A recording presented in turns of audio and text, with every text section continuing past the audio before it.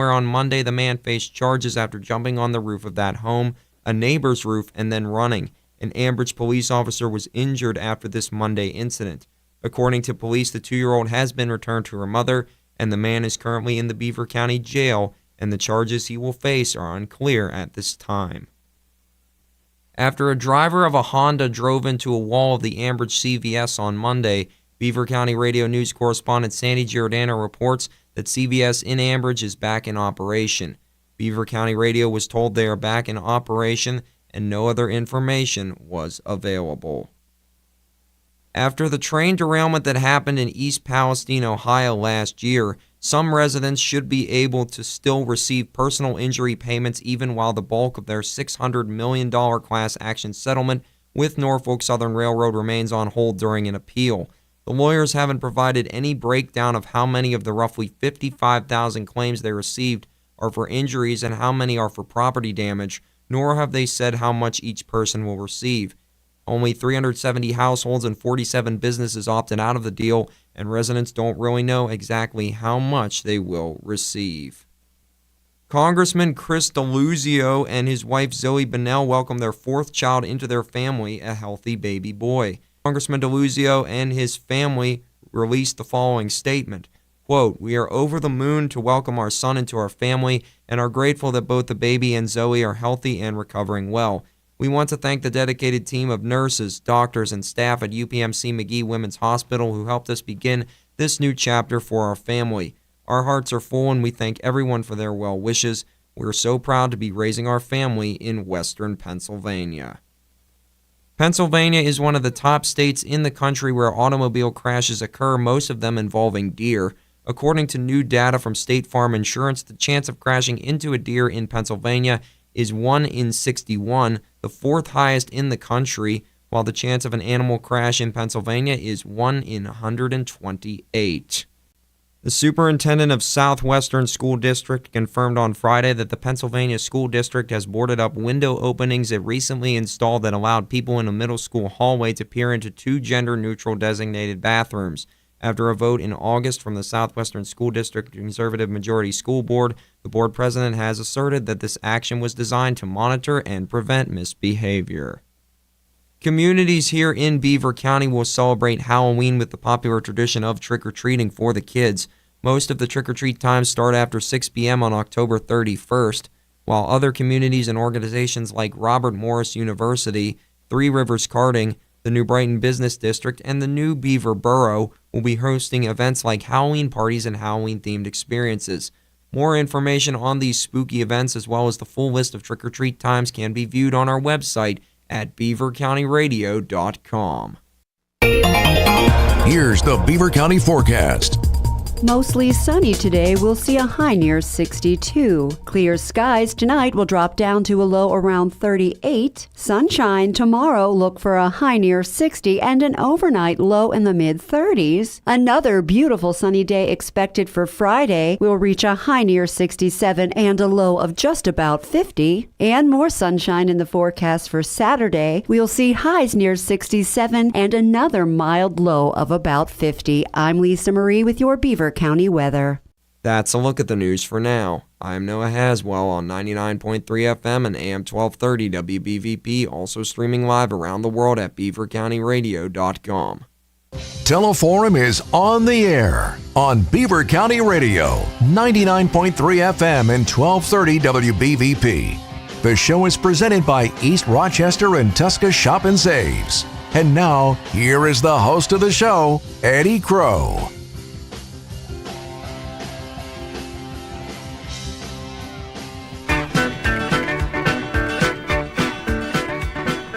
Welcome to Garden Jargon with Charlie Durden right here on Beaver County Radio.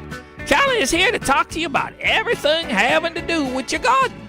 Garden Jargon is being brought to you by Beaver County Radio 95.7 and 99.3 FM along with 1230 WBVP and 1460 WMBA and beavercountyradio.com.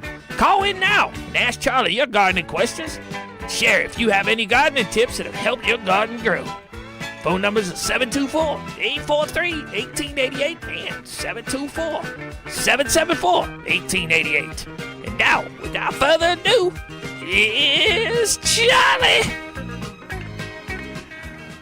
Both in audio and video form. This is on our Facebook. If you've got questions for Charlie regarding gardens, did I say that right? Regarding gardens? Gardens? That came out right. You can call with your questions like you just heard, or you can post your questions in the comments section on the live Facebook feed. Garden Jargon, Charlie Dirt, how you doing?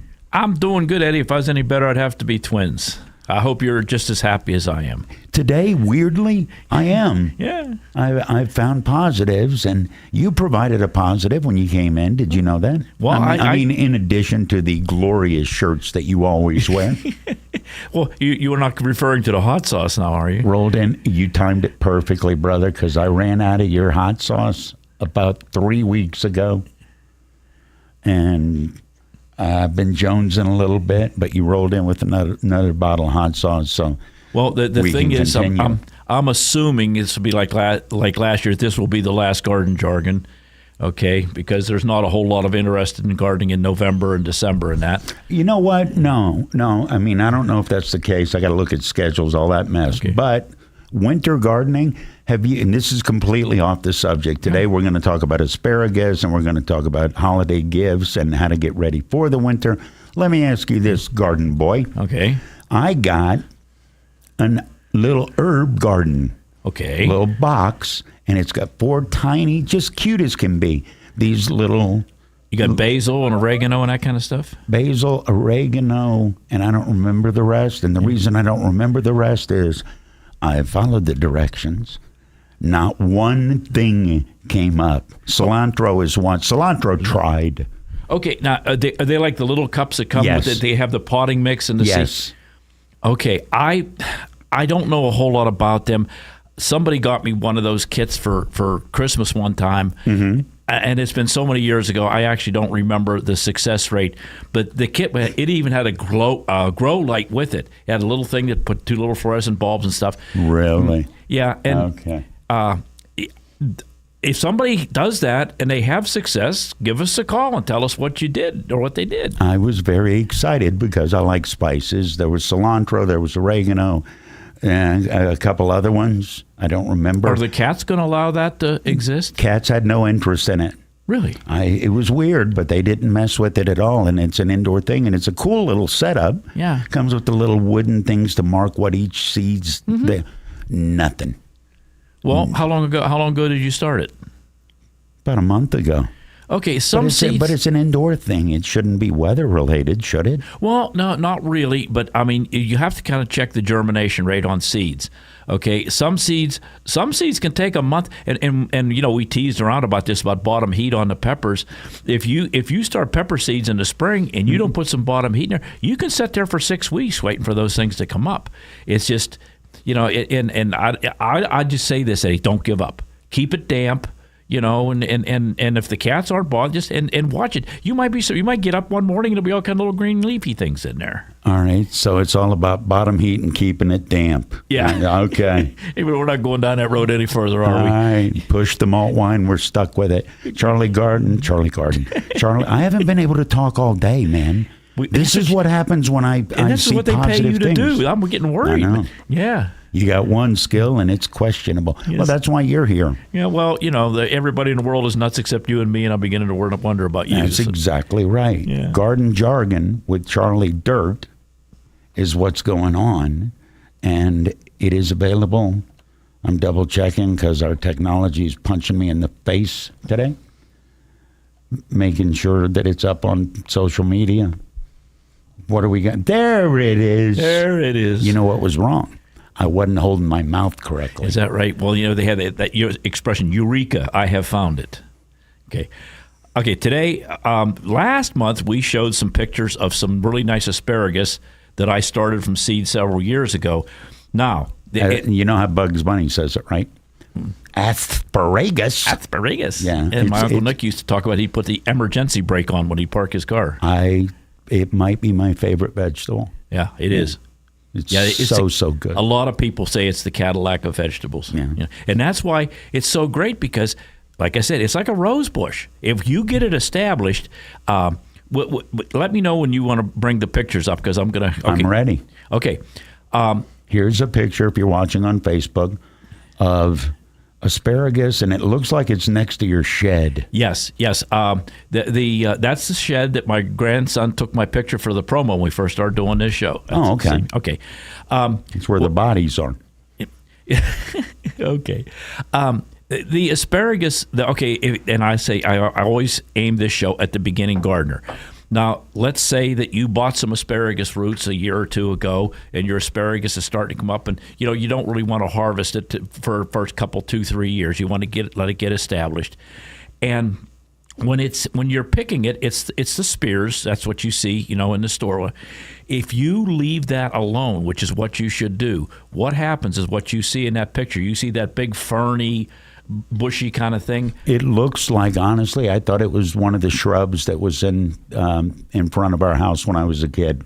Well, and I play games with people sometimes. They'll come back in my garden, and I'll point at that mature asparagus at the end of the season, and I'll say, what do you think that is? And they'll say dill, or they'll say ferns, whatever, because that's what it looks like. It looks like a fern. Yes. Now, you don't want to cut that back. You want to leave it go, and if you look at the picture, I've staked it and tied it up so it doesn't lay down on the ground. Just got that one up. Okay. Yep. All right. What you want to do is the younger your asparagus bed is, the more TLC it needs. Once it gets several years old, 6, 8, 10 years old, it doesn't require as much. But if you have fresh, tender roots you've put in there, and they've only been in there for a year or two, you want to kind of protect them from the frost, and you want to, preserve the moisture and keep the weeds away. So what you do is you get one of the gardening forks and you go gingerly around. You don't want to root your root up. You want to loosen up the ground all around that asparagus plant, get all the weeds and anything that might have accumulated. Get that out of there, get it nice and clean. And then what I do is I put some granular fertilizer down there. Now, for a young plant, I'll use something like 5, 10, and 10, maybe 10, 10, and 10 at the strongest. If it's an 8 or 10-year-old asparagus plant, I'll even work in a little bit of high nitrogen fertilizer, because asparagus is like corn. It loves nitrogen, needs a lot of nitrogen. So what you're doing is you're prepping that plant to withstand the winter. You're protecting the roots a little bit. Now, remember last month we talked about harvesting the seeds off of the asparagus plant. I showed you them little red. Okay, yep. That's what that plant looks like when it starts making the seeds. You can't. I don't think I have any of the seeds in either one of the pictures. None of those plants have them. But you can harvest your seeds. You want to prep it. You want to, and after you work your fertilizer, then I soak the ground like crazy. Soak that fertilizer down into the roots. Now, the next step to protect it.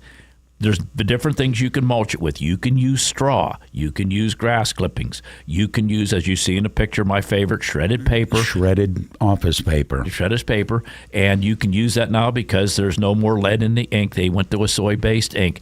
You can mulch it with leaves.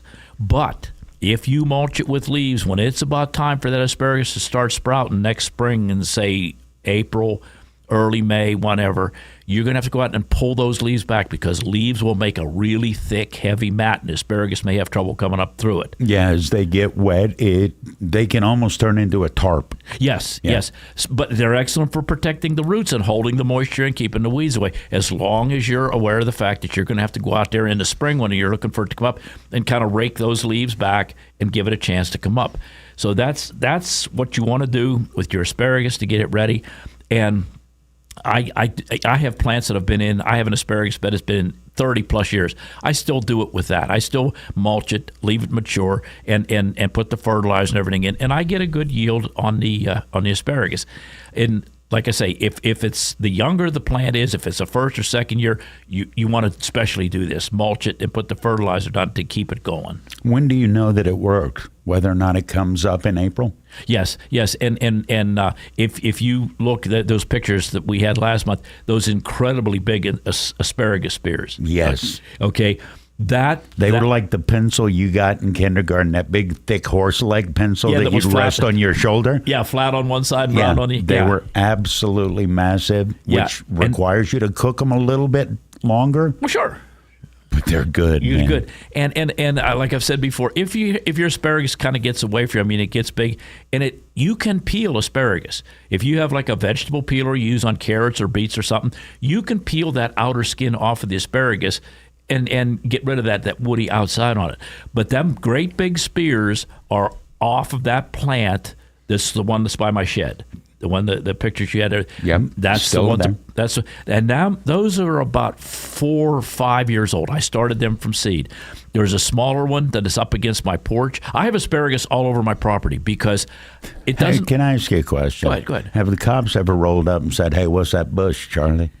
No, but I told you the story about the kid that was looking at my tomato plants and thought it was something else and wanted to buy some of my tomato plants, and he was really disappointed. Yeah, I told you that a couple of years ago. Yeah. I was out watering my tomatoes or weeding them or doing something, and this kid come down the alley. Hey man, hey, and his eyes are like big as saucers. Hey man, you want to sell some of that? Yeah, I'll take $50 for the top of this tomato plant. Son, if you don't know what the plant looks like, your brain doesn't need an introduction to the plant. Yeah. But they've never questioned that. I did have an episode one time. I coached with a police officer, and my dining room table was covered with tomato plants under grow lights. Okay, it's before I had my greenhouse. Grow lights are a red flag Yeah, sometimes. and he walked in to drop off a roster for me, and his eyes just locked on my dining room table. And I said, if you go over and look a little closer. It's okay. Yeah, It's it's okay. not what you think it is. But there is a similarity between a small tomato plant and some other nefarious things. But never mind. We're back to me thinking people are idiots. How much emotional peace of mind, joy, calmness do you get from your garden? Eddie, it happens almost daily, at least weekly. Something's broken in the house. Something's not working. Something not's working right. Life's not right. Life's not right. And you go out there in that little respite and I'm so fortunate because I'm retired. I can spend all day out there daydreaming and piddling around. It's a good excuse for a grown man to play in the dirt, and it's a respite. It's an emotional cleansing thing, and there's something to do all winter. And as you found out, you're going to try to do some stuff inside. Yes. And well, here's what I found out. My garden are in planters. That's where I grow my Sure. peppers and all that, and tomatoes and all that. Over the winter, I missed tending to them. Yes. And it doesn't matter what the expanse of what you're tending to. Right. It could be an acre. It could be a pot. But you're feeding it, you're watering it, you're nurturing it, you're taking care of it, and it's going to show you some love. And there are so many people in our society that don't have the ability to even do what you're doing. They're living in an apartment somewhere. They don't even have a windowsill, or if they have a window in their apartment, there's a great big building beside them. No sun comes in. And you got to be thankful if you can do that. Yeah, my daughter was very happy. The place she lives now, there's a balcony, and it gets sun just enough to start playing around with gardening. Sure. Yeah. Sure. And on the 59th floor, the sun it gets, it's soothing. It's emotionally calming. Right, and you don't have to grow something to eat. If you want to throw a handful of marigold seeds in a pot and watch them come up and bloom. Flowers. No, you just nailed it. That's the joy when you put the seeds in the ground and you take care of them. You do that, and you look up and you walk out there one day and there's a little sprout. Yes. That's right there. That is absolutely blissful. Yeah. It's simple. And you see how you're anxiously looking at your plants that you're looking every day to see what's going on. It gives you something to look forward to when you get up in the morning beside the everyday doldrums of life, whatever we have to put up with. Charlie is my guest. Charlie Dirt, Garden Jargon. We talk about gardening once a month. After the news, I got it easy. You know what I do to prepare my garden for winter? I dump out the pots. The dirt hits the yard, and then I mow and kind of mulch it all in. Yeah. A real garden is not that way. We're going to talk about what you need to do before winter gets here, and we're going to talk about Christmas because we're less than, 2 months away from that? 3 months away from that? My size is XL. If you own a company or a small business, you might have considered advertising on radio. It's smart because radio is still the most far-reaching media outlet today. WBVP and WMBA can get you results. Get more information at beavercountyradio.com.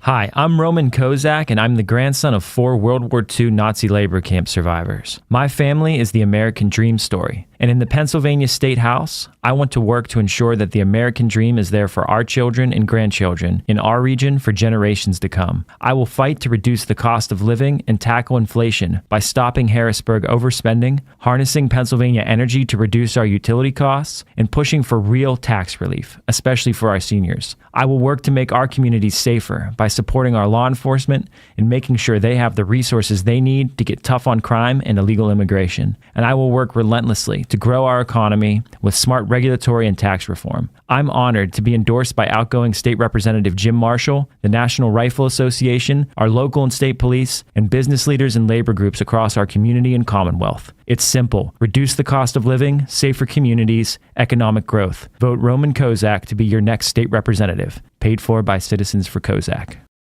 Take a quick look around your home. Chances are you may find you have a collection of unwanted household chemical products such as paints, automotive fluids, cleaning products, and more. The Pennsylvania Resources Council and the Beaver County Recycling Center will once again provide residents with the opportunity to safely and properly dispose of these unwanted chemicals on Saturday, October 12th at Brady's Run Park Recycling Center. A $20 fee covers the cost of disposing up to 10 gallons or 50 pounds of chemicals. Advance registration is required. For a complete list of acceptable materials, visit prc.org or call PRC at 412-488-7490. Many chemical products, including paints, solvents, fluids, pesticides, insecticides, and cleaners used to maintain our homes, gardens, and vehicles, also represent hazards to people and animals, and require special methods for safe disposal. So gather all your unwanted products and bring them to Brady's Run Park Recycling Center on Saturday, October 12th. Advance registration required. Visit prc.org or call 412-488-7490. Join 99.3 FM and 1230 WBVP at the New Brighton Fall Fest from 12 to 2 p.m. on Saturday, October 19th. Beaver County Radio's Curtis Walsh will be there with the Beaver County Radio Prize Van and the Beaver County Radio Birthday Wheel. The New Brighton Fall Fest runs from noon until 6 p.m. along 3rd Avenue in New Brighton. Beaver County Radio's broadcast from the New Brighton Fall Fest is being brought to you by Electric Garage Door Sales, Hallowed Grounds in New Brighton, the J&J Spratt Funeral Home, eXp Realty, Forward RX, Keystone Wellness, Patriot Home Care, Frank Hacko, Fisher's New Brighton Foodland, Alterations by Florina, Eye Care on 3rd, Gosnell's Auto Repair, Craig's Hardware, Carver Construction, D&G Rentals, and Beaver County Radio.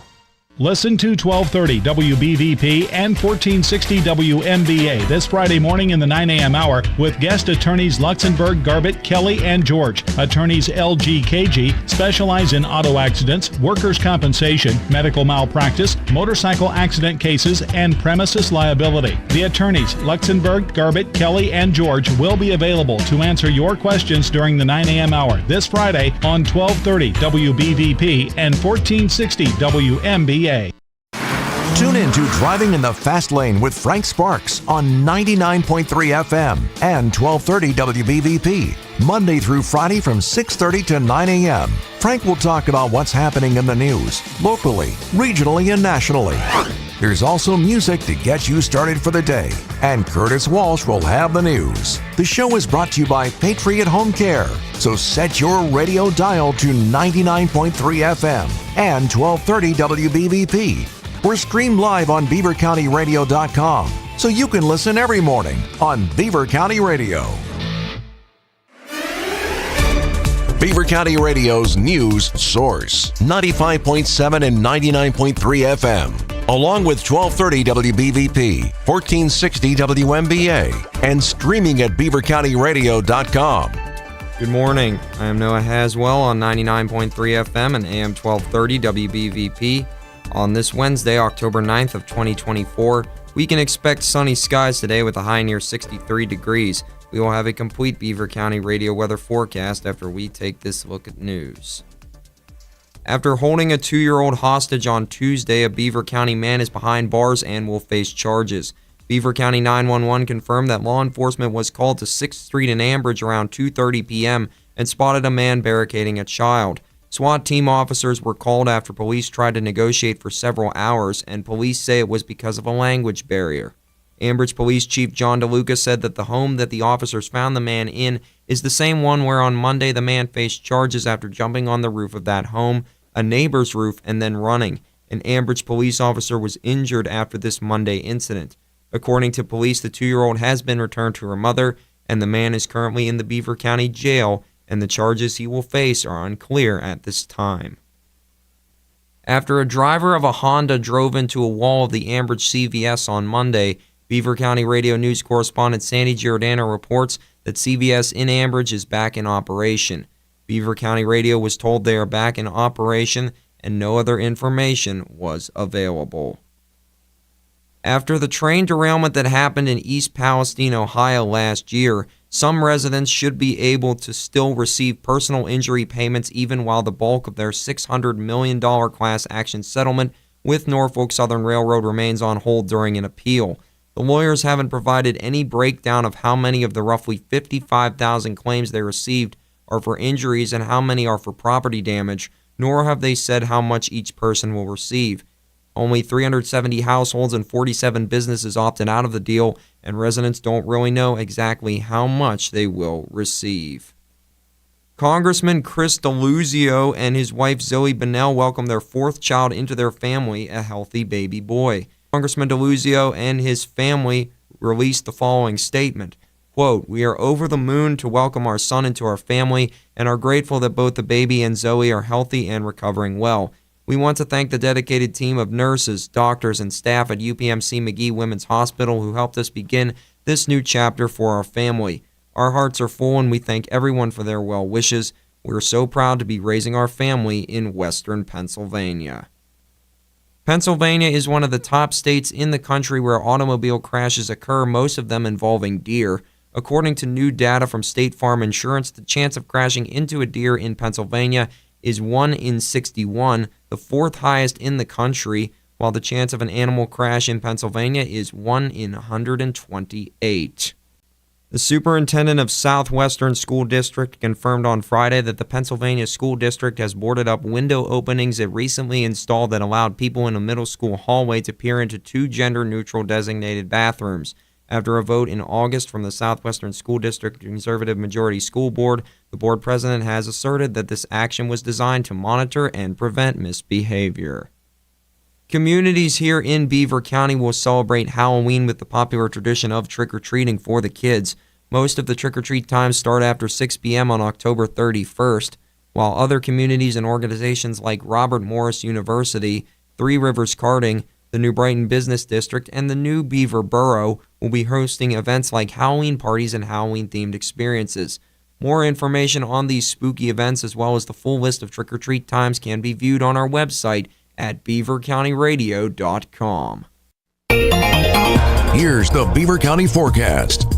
Mostly sunny today. We'll see a high near 62. Clear skies tonight will drop down to a low around 38. Sunshine tomorrow. Look for a high near 60 and an overnight low in the mid-30s. Another beautiful sunny day expected for Friday. We'll reach a high near 67 and a low of just about 50. And more sunshine in the forecast for Saturday. We'll see highs near 67 and another mild low of about 50. I'm Lisa Marie with your Beaver County weather. That's a look at the news for now. I'm Noah Haswell on 99.3 FM and AM 1230 WBVP, also streaming live around the world at beavercountyradio.com. Thanks for tuning in to Garden Jargon with Charlie Dirt right here on Beaver County Radio. It's being brought to you at Beaver County Radio 95.7, 99.3 FM, 1230 WBVP, 1460 WMBA, and beavercountyradio.com. The phone lines are now open, 724-843-1888, 724-774-1888. Charlie Dirt in the studio with me. It is, in fact, Garden Jargon. Charlie, you think Sparks sits at home and talks in that voice just for fun?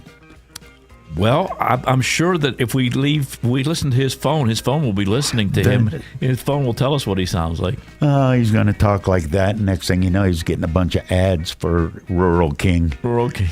Charlie Dirt comes in once a month. We talk gardening, and we were talking about asparagus and showed some pictures on the live Facebook feed, I can get the pictures back up, asparagus.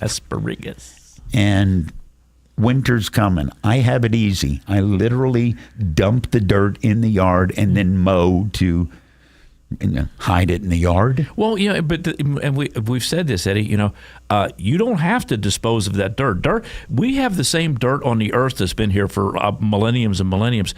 You can recycle that dirt and reuse it. Well, that's what I'm doing. I'm dumping it in the yard and mowing it, and that's because my yard, not good dirt. Okay, so you're grazing grass in it. I'm giving her a shot. Yes. Okay, all right. So you're repurposing. Yes. Okay.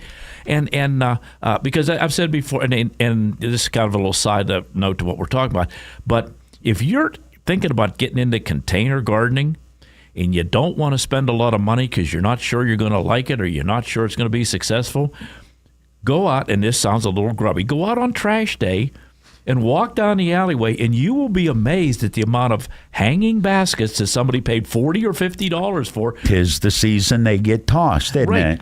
Okay, because they were bought for Mother's Day or Valentine's Day or whatever. Okay, or mums for the holidays now. Mums for the holiday. Okay, and there's the container, there's the potting material in there.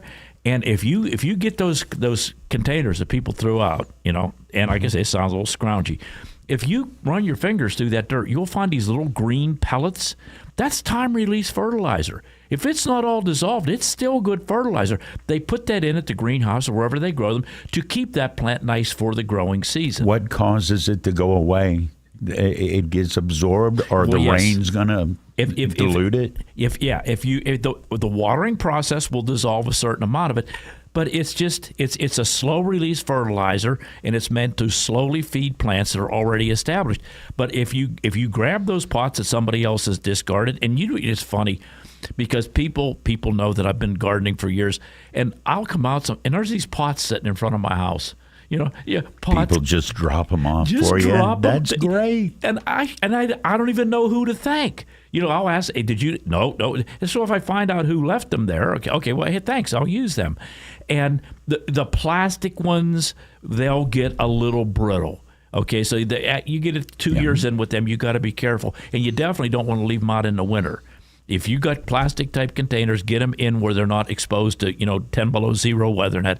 And if it's a hanging basket, if the hanger is plastic, be careful. And a lot of them are, because they're not going to give you the best hanging basket when they sell it to you. You're buying the plant, and like you said, most people, it's going to have one season. Right, but there are ones that have wire hooks on them. Yeah. You can recycle them. You can take them off of one basket, and you can use them for years and years and years, and you don't have that unfortunate thing of the hanger breaks in the middle of the night, and you go out and everything's all over your porch. You're a thud. Yeah. So we touched on getting the asparagus ready for the wintertime. Now, you got to kind of put your garden to bed, and you got to get it ready for the long winter. Your garlic is already planted by now. Hopefully, your asparagus is mulched. Now you have your open area where you had your corn, your tomatoes, eggplant, whatever you had. All right, now what you got to do is if there were any plants that were diseased, if you had any plants with blights, get rid of them. Pull them out into the trash bag, into the trash, whatever.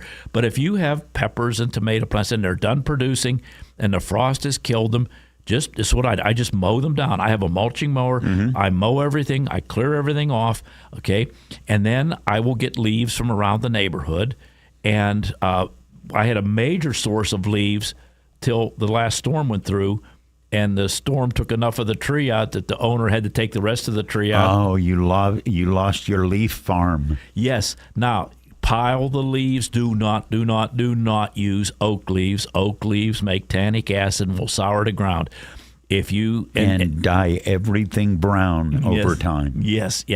And they call it tanning leather because they use tannic acid. Tannic acid is what oak leaves will produce when they rot in the ground.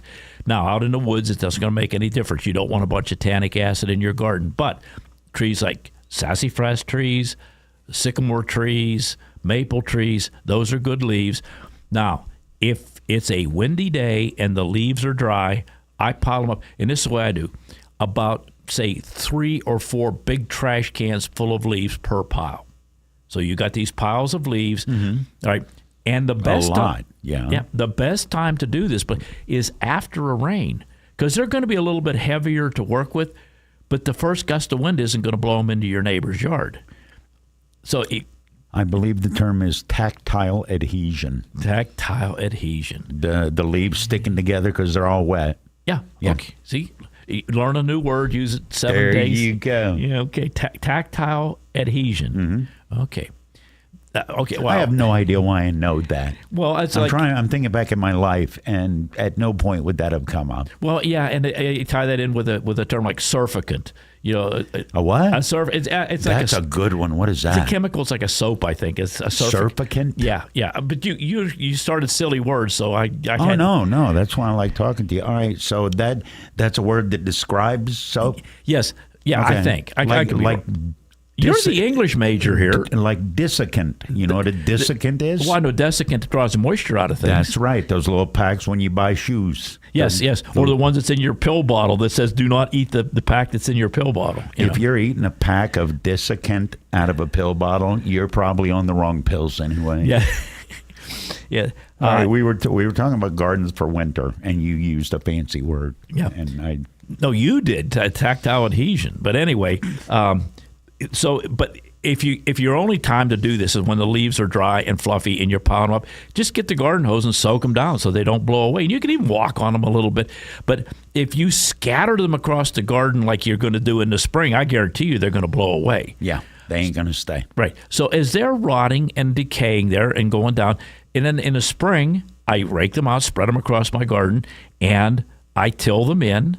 And one of the main foods of earthworms, night crawlers, is leaf mold. So if you have leaves rotted in your garden, you have leaf molds, you're going to have night crawlers, you're going to have earthworms, and they are a good source of nitrogen, and they are a good source of keeping the ground loose. So it's like, I'm not an organic gardener per se, but I employ certain organic techniques that don't involve chemicals and things like that. So what's the difference between what you do? Because a lot of things that you talk about, it is in line with nature. Mm-hmm. How would you go from the gardener you are to a full organic gardener? Would you switch the fertilizer with natural poo fertilizer? Yeah, right. Okay. And the problem, I don't have a problem with doing it, but if you live in a residential area and you're spreading manure on your garden, you're going to get the ire of your neighbors at some point. Okay. If you want to go totally, I refer to myself as like a hybrid gardener. I use I don't use pesticides or herbicides. I showed you the pesticide I use, the Garden Safe, insecticidal soap. And this stuff is available. It's available. Yeah, the name of it's called Garden Safe. You can buy it online. You can get it at Amazon. You can buy it at Walmart. It comes in a spritzer bottle, and you can spray this on I did a pot of celery for my friend to grow indoors. Okay, I got it started for him, but before I took it to his house, like I talked about last week, I spritzed it with the insecticidal soap. He has a dog, and I told him and his wife, I said, I sprayed it with this stuff. It's got a nice kind of a smell. I said, it's not like DDT or anything. If the dog chews on the plant, the dog's not going to get sick. And when you wash it to eat it, it's a soap, so it just washes off. You know, the rain outside will wash it off. You can wash it off. It's not going to leave any lingering thing like that chlorphoros we talked about a couple of months ago that stays forever on the plants and in the ground and in your body. Okay. So, and the main thing, and if you have a compost bin, I'm going to talk about compost bins real quick in the next segment. If you can put some leaves and stuff in a compost bin, and basically the only thing you don't want to put in your compost bin. I call it whatever you got. It rubbed off. I know. I'm sorry. Off, yeah.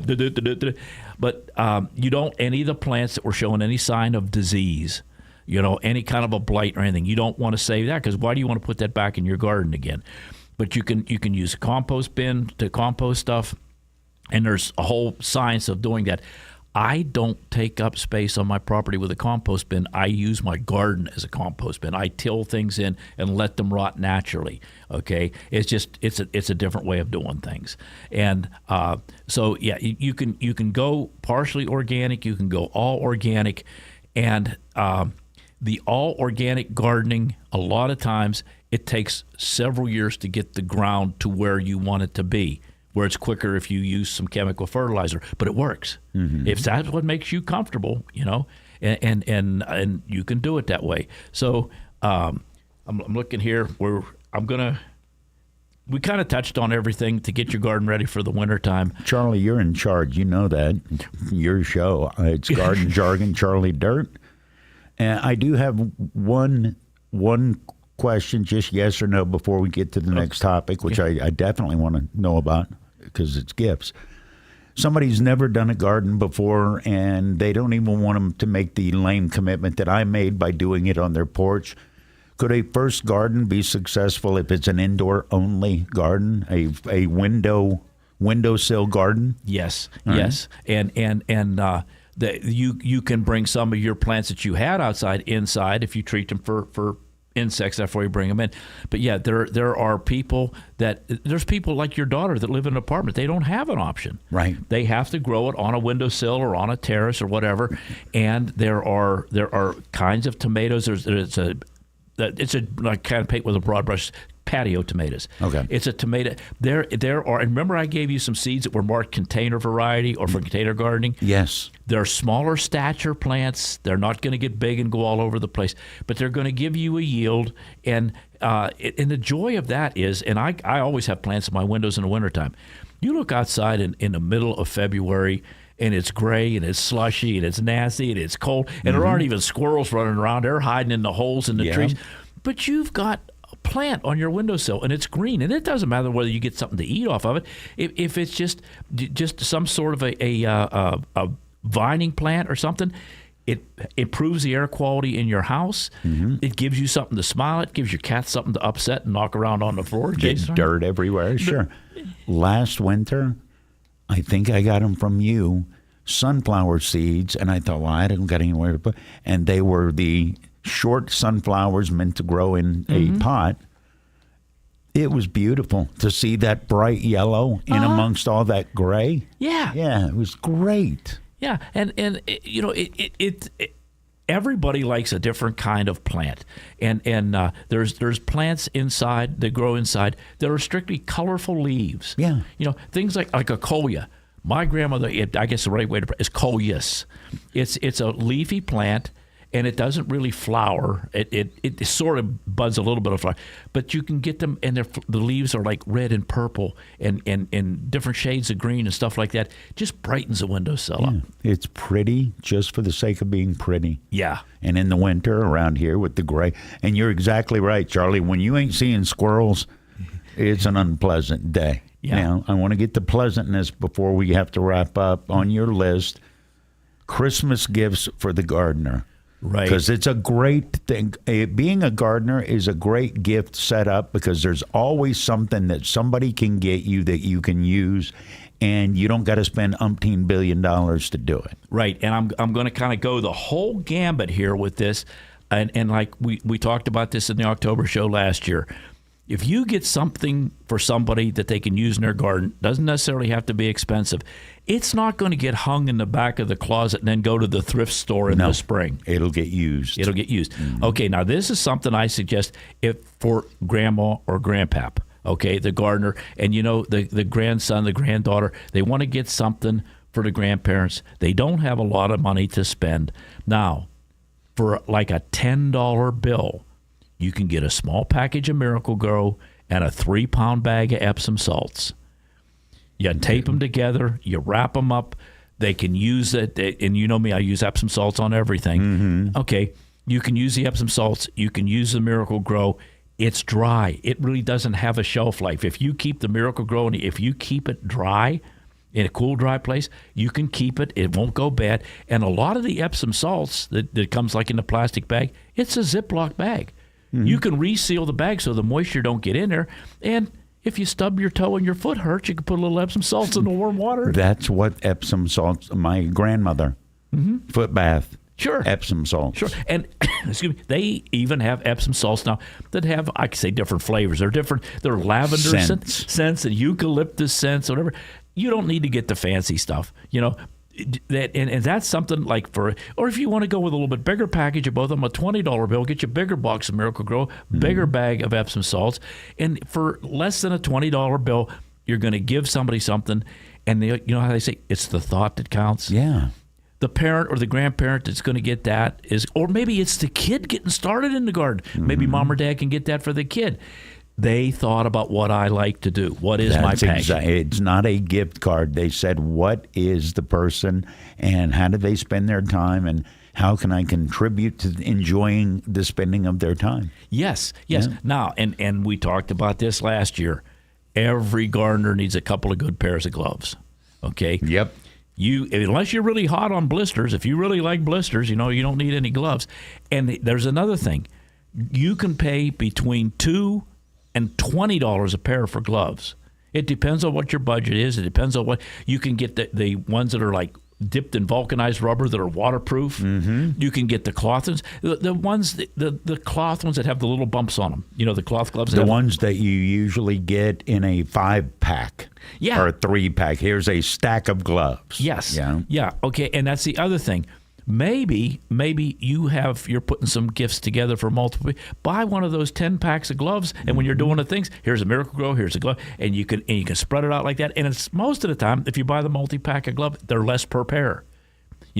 For sure. They would be $4 or $5 a pair. You get them. It'd have to be like $2.85 for a pair of gloves, or you can spend $20, $25 for one pair of gloves. It depends on what your budget is. It depends on what your needs are. Now, another thing that gardeners enjoy getting, not necessarily first-year gardeners, but maybe second and third year, seed starting things, seed starting containers, seed planting mix, potting or starting mix. That you can get kits for that, or you can buy a container of a container of containers. Let's put it that way, with 6 packs or 8 packs or 12 packs in the containers and the potting media. You can put it together yourself. You can buy it as a kit, like you're talking about inside. And this might work for your daughter too. If she's really starting to get interested in this and her sunlight is limited, there are some indoor grow lights that are really nice. They're on their own pedestal. They're like a pedestal. It's a little teardrop thing. It's got a thing in there. She could put something, a flower or a small vegetable plant, indoor grow lights. You don't have to spend a lot of money. And what makes it a grow light instead of just a light? It's usually a fluorescent type light, and it has to do. I'm not a scientist. It's like the frequency of the light. The waves. The white light waves. Yeah. Yes. And a regular old fluorescent bulb will help your plant to a certain extent. But the grow light is and it just looks like it's not like the bulb is green or something. It just looks like a regular fluorescent bulb, but it is designated as a grow light. And you can get those things. I've seen them, everything from mini grow lights to 4-foot bulbs, 8-foot bulbs. Depends on what you want to grow. How big? I've seen them bigger than that, Charlie. Yeah, I don't want to know where you've seen them either. Police evidence locker. Yeah. Yeah, and okay, so you can now here we touched on this a minute ago, a compost bin. Yeah. All right. Maybe you got a gardener, not a container gardener necessarily, but a person outside, and they've been doing it for 2 or 3 years, and they're getting into the organic side of it a little bit. There's multiple different kinds of compost bin. They require a little bit of attention to labor. They need to be moisture needs to be added. They need to be rotated. I don't have a lot of expertise in them because, like I say, my garden is my compost bin. But a compost bin would be a good gift. Now, we're going to go up to the next tier. The next tier, this is like, well, what do we get so-and-so, old, Aunt so-and-so or Uncle so-and-so, whatever. They have everything. Right. And you got multiple relatives. And you know the thing, everybody chips in a little bit and you get a pretty good pile of money and you buy something bigger. The person has been hand spading their garden every year, okay? There are gas-powered cultivators. They're smaller than rototillers. They're much lighter. They're much easier to handle. You ain't got to wrestle them. And here's another thing. The cheaper ones are 2-cycle. Okay. You got to mix the oil with You the gotta- gas. Yeah. All right. Like chainsaw. Like a chainsaw, yeah. Okay. Or a leaf blower, something like that. The better ones they're 4-cycle. You can just put the gas in there and they have oil in the crankcase.